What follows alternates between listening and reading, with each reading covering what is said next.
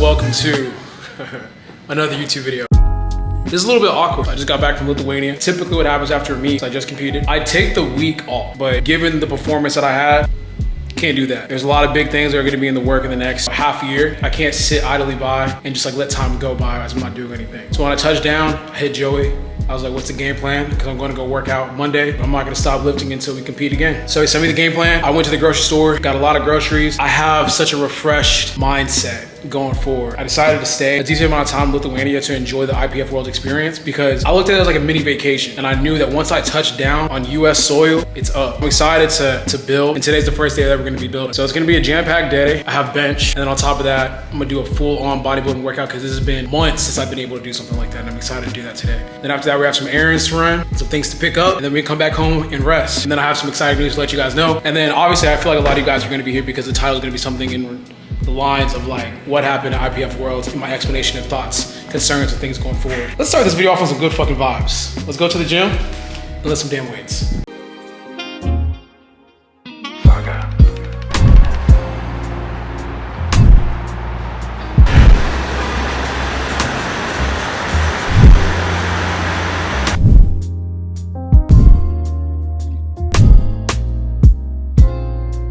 Okay, so I'm here at a new gym. The gym is called Russel Never Stops, H&S. It's only like about, 14 minutes away from my apartment. Swole, or Christian, Swole Ricketts, Christian, told me about this gym. It's so weird calling another man Swole. But Christian told me about this gym, and while we're in Lithuania, I was like, damn, we might come try it out. So I'm here, obviously. This is like an amazing bodybuilding gym. Now, they don't necessarily have like a combo rack or anything like that, but they do have kilo plates. So we're gonna make do with what we have for today's session. There's so many like moving parts behind the scenes. So me and Joey, we're gonna try out a couple of things as we kind of work our way back into shape. He's giving me specific numbers to hit. So he told me, I want you to come into today's workout and hit a 363-pound single on bench and then do a 2x9, but he wasn't specific with the back down weight. I already know what I'm gonna lock into for that, but I wanna have a really good workout. We're gonna do bench and then we're gonna go into a full bodybuilding fucking workout. Like I said, it's been a minute. One thing that I am gonna be changing is that I do have electrolytes here. So I'm gonna be sipping on this during my workout to make sure that I'm hydrated.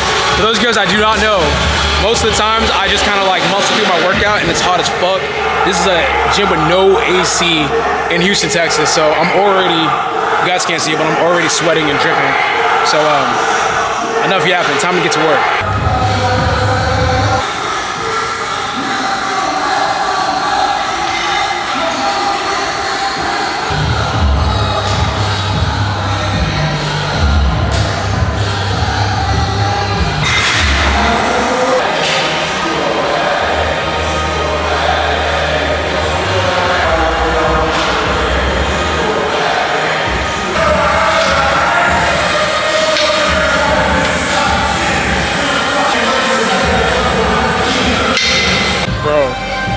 Look at, this is why I wear headbands inside the gym. I haven't even started, like I'm literally showing y'all what I'm doing. I haven't even started my workout yet. I literally just got in position, finished stretching, now I'm about to start lifting, and I'm already drenched in sweat. Like, I'm telling y'all, like, this heat is different. And that's why I'm hydrating while I'm working out, because I underestimate how much water I actually lose when I train. And yeah, I could push through it, but at the same time too, how much am I affecting my performance when I do things like that? And now that, I took an L my first time in a very long time, I have to start reevaluating the way I'm training because am I actually taking away from what I'm doing inside the gym as water fucking just like drops down my face. But okay, let me put my headband on and then obviously get to work. Enough yapping, goddamn.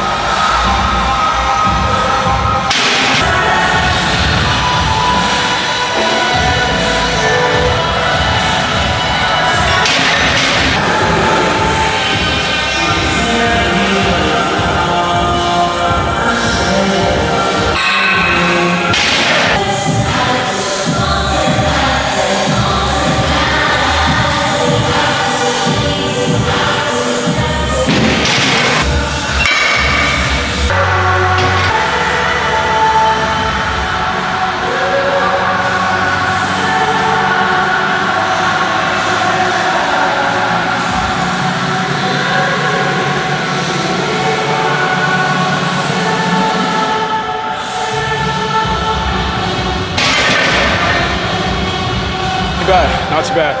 So everything's a little bit awkward because this isn't a combo rack. It's like a bench situation thing. It's sitting up super high, and the bar. I mean, I think they're power bars, but who knows? But overall, good single. Now we're gonna draw down the weight. I'm thinking something easy like 286. We have sets of 9. Just want to get some good movement in there. I think what's important going forward, being at IPF Worlds again, is holding myself to a very difficult world standard level of lifting. And I think that's important to replicate that as much as I possibly can in training. Not that like it threw me off for a loop, but you know, if you're practicing that way, if you're gonna be practicing the way that you play, it's gonna benefit you greatly. So I'm gonna be probably like re-emphasizing a tad bit lighter of a pause on bench. And then when I finish with bench, holding it at the top. So what I'm gonna be doing is, when I bring it out, holding it a decent amount because they make you hold it in competition because the spotter guys get out of the way and the judge has to give the start command when all the judges are online that you're ready to go, and then you start pressing. So I think that practicing that in training will help a lot because sometimes you get over these heavy loads and you're just rushing through it just to hit a gym PR, but that doesn't really translate to the platform. And that's one of the things that I'm going to be working on for the next couple of months now. Always train to a competition standard.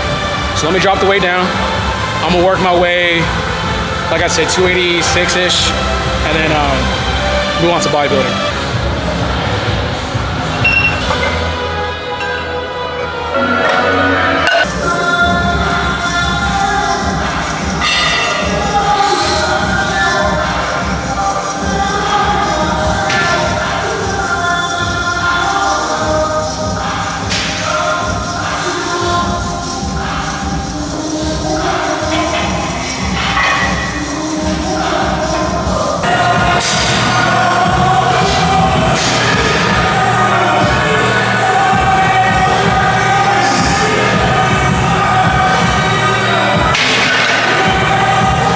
Excited as fuck. Okay, we're about to do this bodybuilding workout. I'll let you guys know once I start, it's gonna be it. So we got a full push workout today. So we got chest, shoulders, triceps, and that's it. So let's get to work.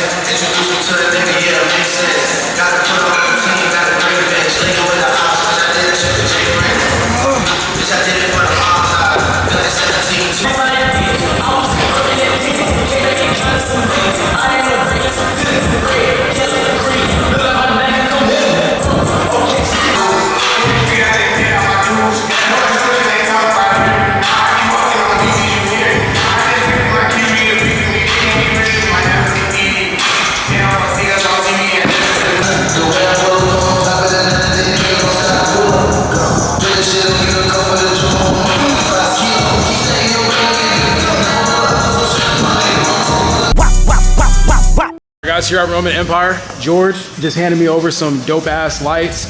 So we're gonna be utilizing that for the podcast. But I was just telling him that I'm probably gonna be coming down over to Roman Empire a little bit more frequently. One of the conversations that me and Joey were having was just the fact that I'd be training at these gyms that have zero AC. And Roman is big, and it's like a warehouse style gym, but it also has AC, which is gonna help me retain a little bit more water and allow me to be a little bit more fresh for those top sets, and then the working sets as well. It's just something that, you know, you can be as hard-headed as you want, you can be as tough as you want. At the end of the day, you're probably sacrificing performance a little bit. But I just wanted to shout George out for supplying me with those dope-ass lights, and I'm gonna definitely make use of it, man. Appreciate you, bro. Got you, bro. Yeah, for sure, dog. Euphoria. All right, let's talk about it. Let's do a quick meet recap of IPF Worlds 2024. Most of you guys know, because you were watching my prep series, I was shooting for becoming a 3-time world champion in the 83 kg weight class, which is unprecedented and has not been done. And I was looking forward to accomplishing that this time around. Unfortunately, I wasn't able to secure gold in the 83 kg weight class. I fell short. I was beaten by errands, amazing lifter. Now, in regards to talking about what happened at the meet and why I wasn't performing optimally, at the end of the day, it falls on me. I believe there are things that I was doing or wasn't doing that led up to that point. And if you want to be better, you want to be a high level lifter, you have to hold yourself accountable. And when I look at some of the things that I've allowed, I guess like within my training, over the last couple of years, I've been skating by doing things because I've been winning, right? Now, when I lost this particular meet, it forced me to look at my training, look at how I've been approaching these things with sober eyes. And I'm like, damn, there's so many ways I could be better. There's so many things that I'm not doing in order to make sure I come in basically the way that I need to come in to achieve the goals that I have, right? When you have these lofty goals and you want to achieve certain things, you have to look at yourself and it's like, am I putting in the work? Am I doing the things I need to be done in order to achieve those things? And I could say, I don't think I have. And that means that I could do even more, which excites me, right? I think a lot of people, which is, you know, cool. A lot of people are like, oh, he needed this to humble him, blah, blah, blah. But I think they're saying that in the sense of like I don't know, like what they're kind of looking at. Maybe they want me to be more quiet or have a different approach.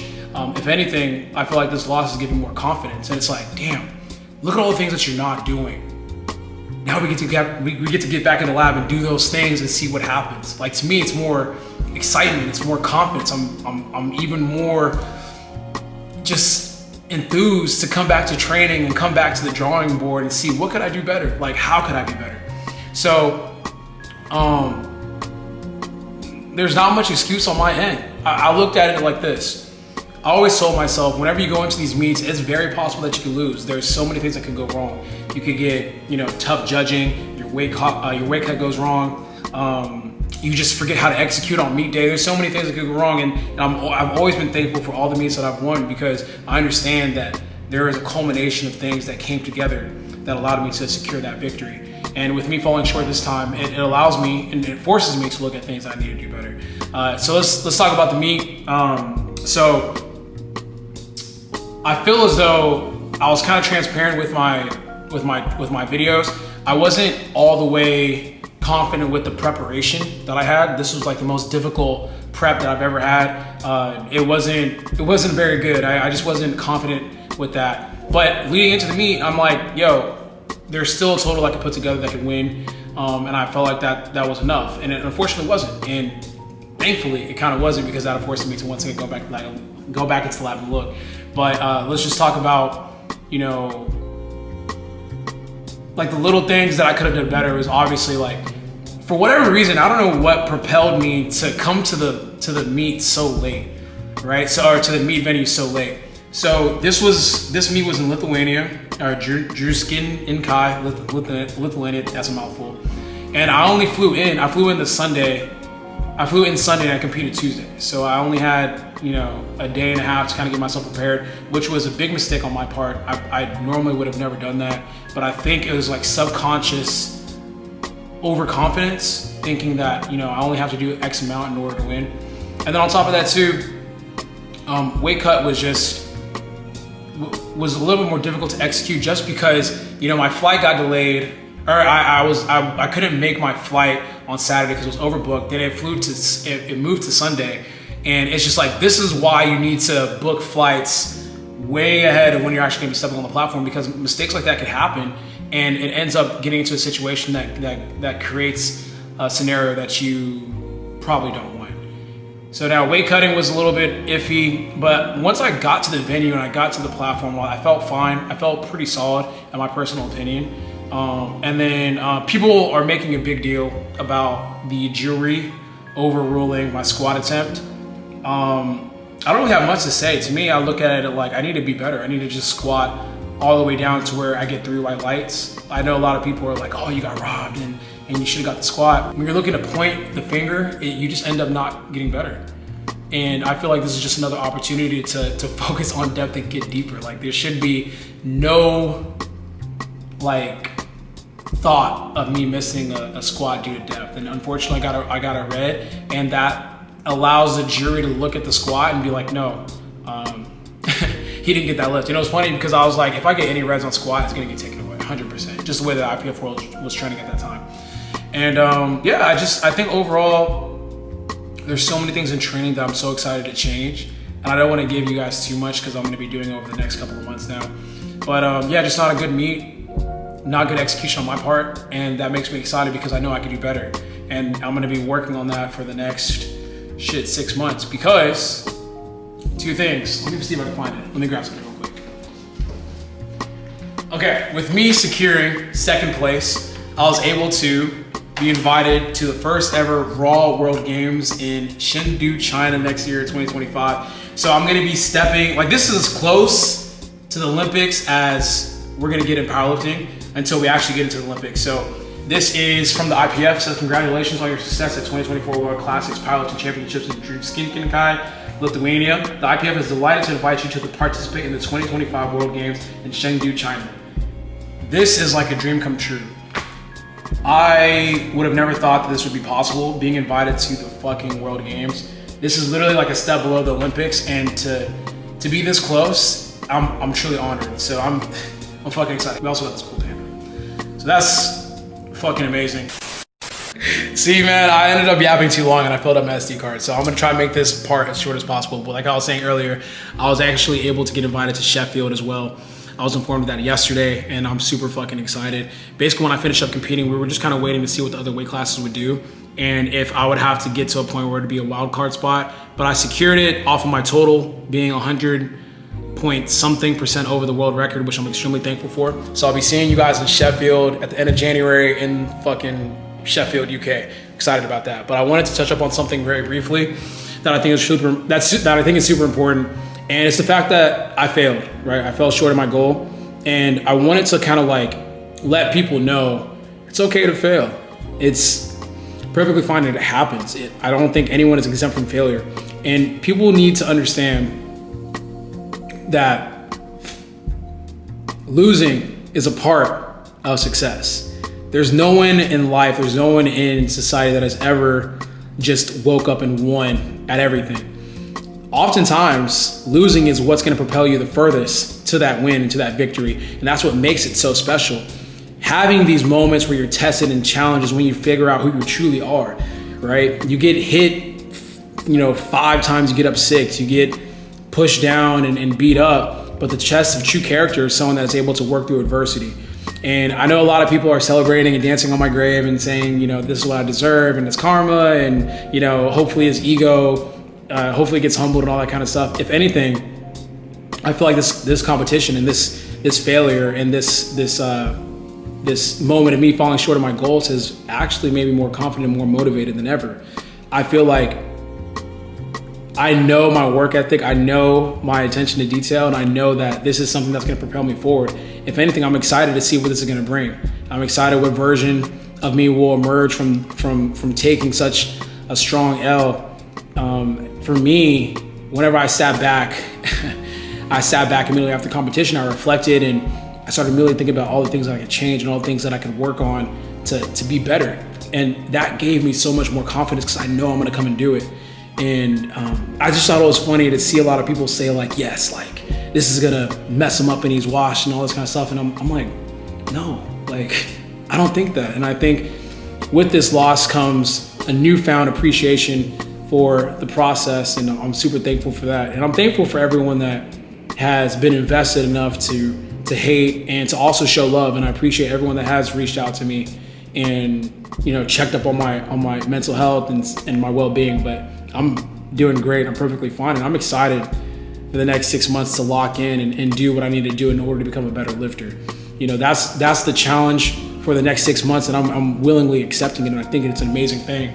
So I just wanted to say that if you guys have ever been insecure with falling short of a goal and not and questioning whether or not you're good at something or if you should even keep going, just watch what I'm about to do.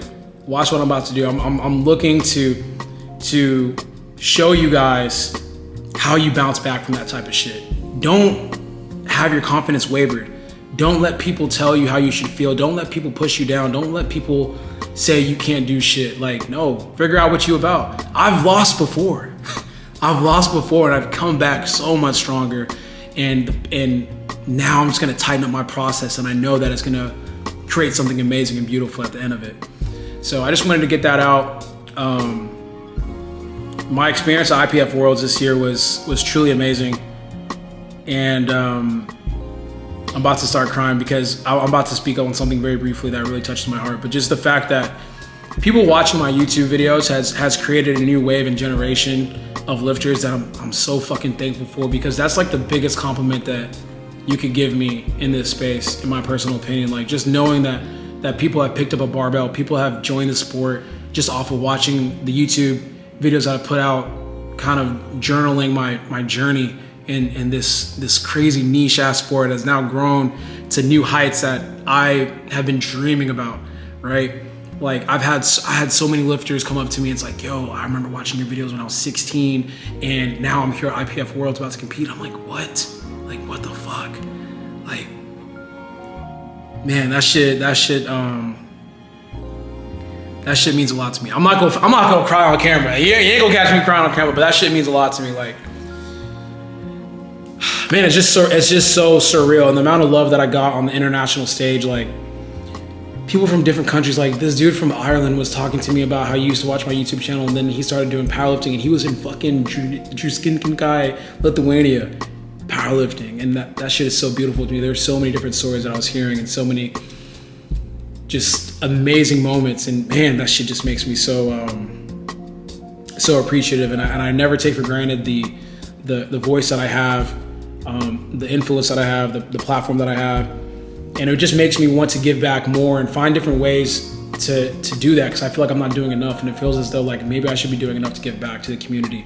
And I've been thinking about that a lot, but that's a whole different topic. But yeah, man, thank you guys so much for the support.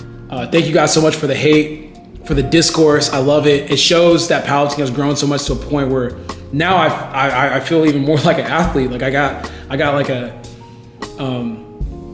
I just got so much, you know, traction in regards to me getting invited to Sheffield that it feels as though it's like, oh, he didn't fucking deserve it, and oh, like we can't wait for him to show up, and oh, like this, that. I'm like, I love this shit, man. I love the fact that we've exploded to a sports where now we have different factions, we have different camps, we have people with, you know, their favorite lifters and all that type of shit. And it's like, no, your favorite lifter versus my favorite lifter. Like, nah, fuck that. Like, you know, my lifter is better than yours. It's just all that type of shit. I love it because I just love sports culture in general. But I'm gonna stop fucking ranting. Once again, I want to thank you guys so much for watching my YouTube videos and watching this video. I'm gonna show you guys how to deal with adversity through the vlogging that I'm gonna be doing for the next couple of months. And it's gonna be fun, man. Never look at success, or never look at failure as the end. Look at it as the potential beginning of something special and great. So that's all I have to say to you guys. Thank you so much. I'm gonna end this video and eat some food because I'm fucking hungry. I'm gonna relax and just enjoy the opportunity that I have right now to show you guys something truly amazing on the biggest powerlifting stage, or biggest stage that powerlifting has to offer at the moment in 2025. I'm speaking like in the future, but anyways, thank you guys for watching this video. Like always, if you guys like today's video, please like, comment, share, and subscribe. Get better today. That turn shit. All fucking year, we on turn shit. All year on popping it.